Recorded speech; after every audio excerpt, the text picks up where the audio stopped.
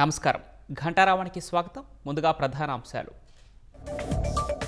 ఇబ్రహీంపట్నంలో దండయాత్రలా సాగుతున్న జగన్ పర్యటన. జోగి రమేష్ ఇంటి సమీపంలో వైసీపీ కార్యకర్త రాంబాబు మృతి.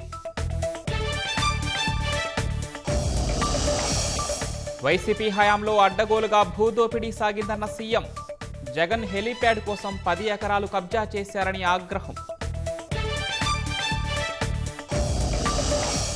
కల్తీ నెయ్యితో తిరుమల క్షేత్రాన్ని అపవిత్రం చేశారన్న చంద్రబాబు. తప్పు చేసి దబాయిస్తే ఊరుకోవాలా అని ప్రశ్న.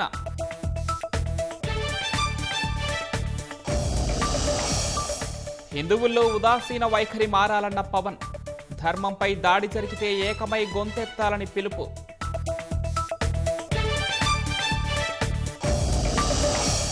తూర్పుగోదావరి జిల్లాలో మకాం మారుస్తూ బెంబేలెత్తిస్తున్న పులి. బంధించేందుకు అటవీ సిబ్బంది మల్లగుల్లాలు.